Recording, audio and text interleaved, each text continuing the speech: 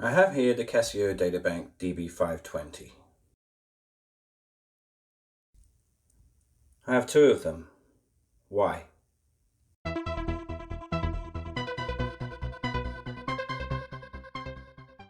Hello and welcome to Digital Casio. Once again, a big thank you to my subscribers.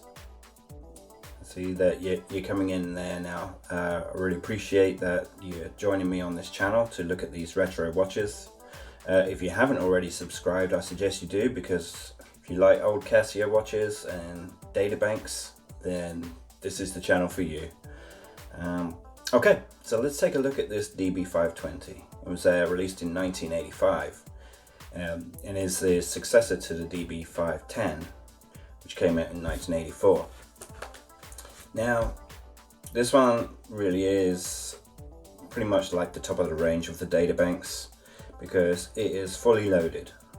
And when I say that, I mean it has date, time, obviously, has a schedule, has the Telememo, it has a timer, it has a stopwatch. So let's have a look at the other DB-520 I have here. Now, this particular DB-520 was released in 2009. Now, Casio, for whatever reason, they decided to relaunch the DB-520, and you can buy it online still today as a DB-520A. But there are some slight differences that you can possibly see already, but I'll point them out to you. So in the top right corner, the original DB-520 said just Data Bank, but on the new version, the 520A, it says Data Bank 50. See that right there? Okay. Underneath the actual time, you can see on the left the DB-520 original has Telememo 50, and the DB-520A has world time written on there. And also just underneath that, you'll see on the original DB-520 it says Japan, and on the relaunch the Japan is gone. And if we turn it over, you'll see.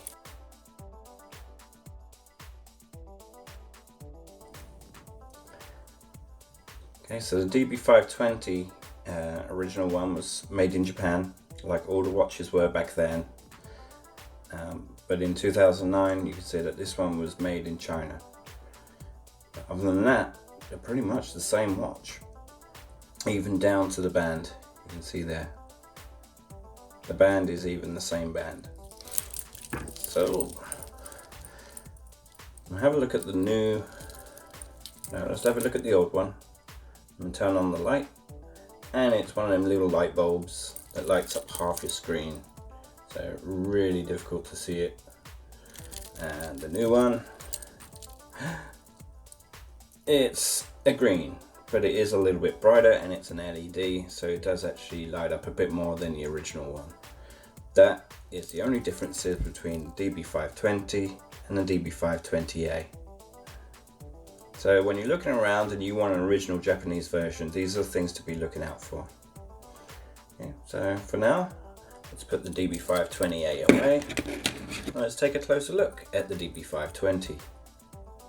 So on your main screen there, I've already shown you the light, but the main differences that they added to the DB-520 from the DB-510 was this Memo function. So we can go ahead and press this, and now it's in Memo Function, and we can adjust this by using the adjust button at the top here. Okay, so now we can put in a little memo.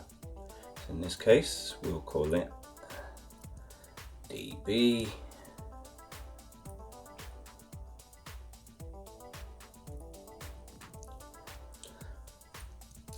backwards 5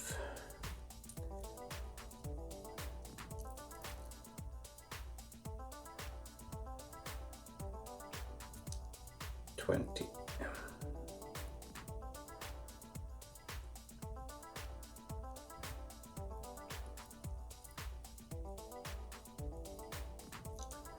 And press that, and your memo is now set, just like that. Okay, Now if we go on to the DB-520A, you can see that the memo function, it will scroll along. It can have up to 8 characters, I believe. So it's just a little memory function that you can turn on and off.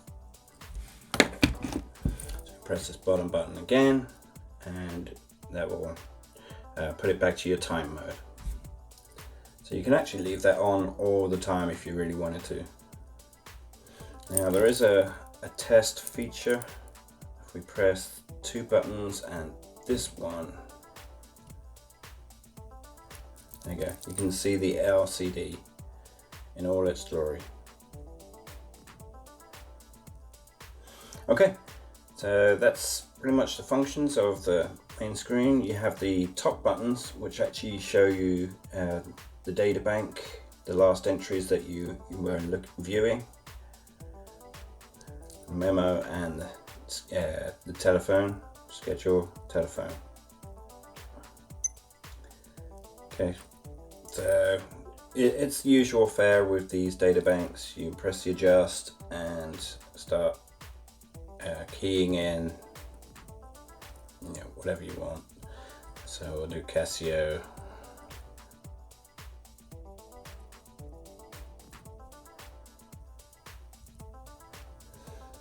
Like that, and then just 0, 1, 9, 8, and space 0. There we get space on this. That one? No, that one.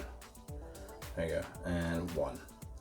Press the adjust button and it will sort it into its own. It'll alphabetically order these memos. So the next function to come up is the schedule function. So on this, it's the same thing.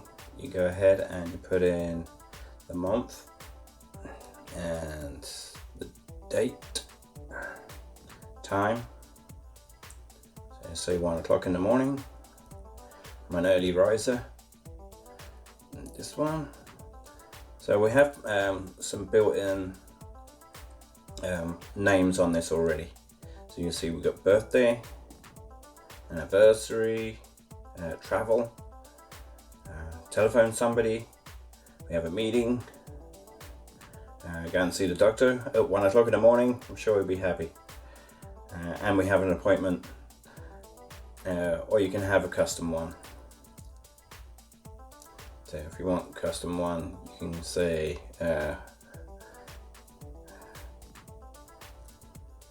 it's 1 o'clock in the morning, so it's probably a good idea to just go to bed.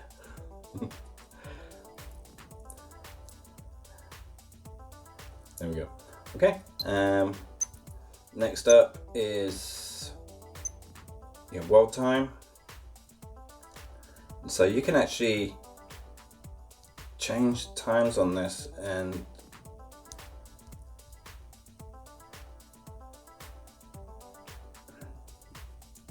it still displays the original or your time up the top there, so we can have it as a 2-hour difference. Oh, let's go the other way. A 12-hour difference. What am I talking about? 28 in Cairo. It's +2. So I mean, you have to manually set this, which is unusual. They usually, with the world times, it's usually pre-built in, so it already knows that in Cairo you have to go X amount of time. So it'll do +2 to the time that you're already on. But you can actually adjust this. So it's unusual for a world time feature on these Casios. Right, next feature we have the alarm. I think there's only one alarm on this. Yeah, there's only one alarm. Okay, but again, you still able to see the time there. We can test the alarm. Irregular beep beep alarm. I think the light, no, the light doesn't do anything here, but yeah, it's this bottom right push button that turns the alarm on and off, and the hourly chime. And again, you can set the alarm to whatever you want to. Okay, and that's the alarm feature. Okay, and the next function is the timer. There it is. So we go ahead and we can adjust the timer length here. We have this bottom right button, so we set it for 1 minute. I believe you can also, so you get this little icon up here when you press this top right button, and that allows you to have the timer continuously repeat until you decide to stop the timer. So let's go ahead and start it.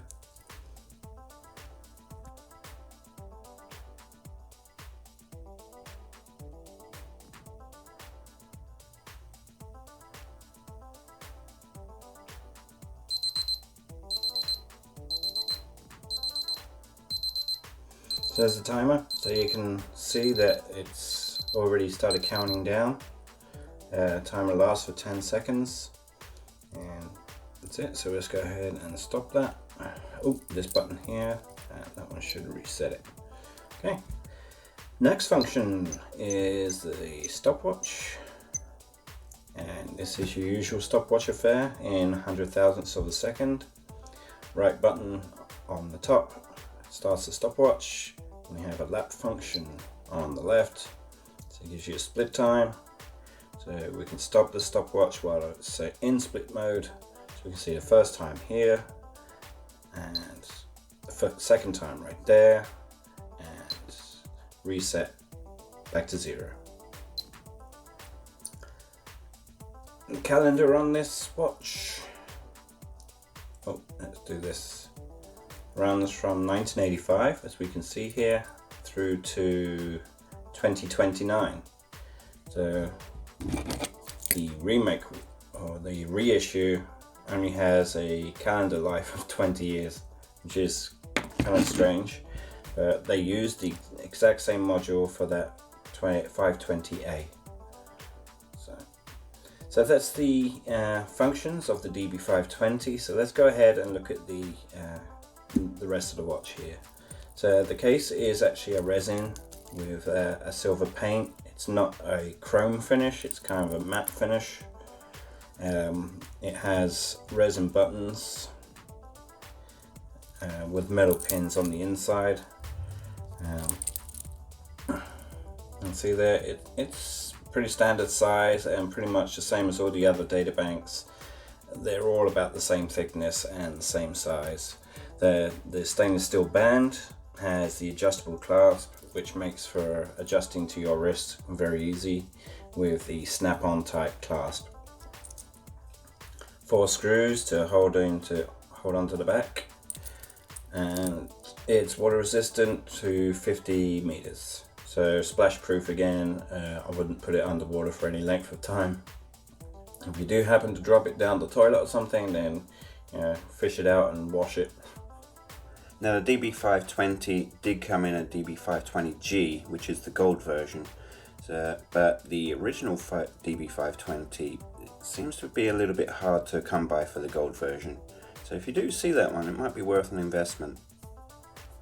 So now, if you wanted to buy DB-520 original, the price is not actually that different to a brand new DB-520A. And the reason being is that when these came out, these were very popular, so there's still a lot in the market.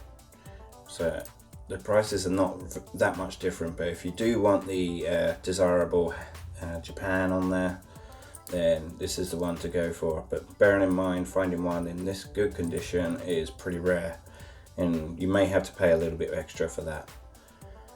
So that's DB-520.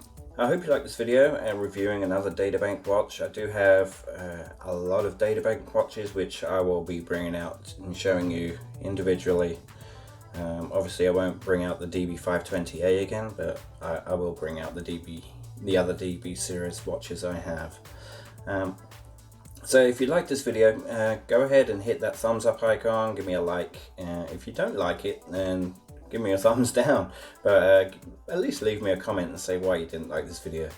If you haven't subscribed already, go ahead and subscribe and share this video, and let's support this channel and our community. Let's just make the Casio vintage collection a big deal, shall we? I'll leave you with the specs. Okay, thank you for watching, and until next time, ta-ra.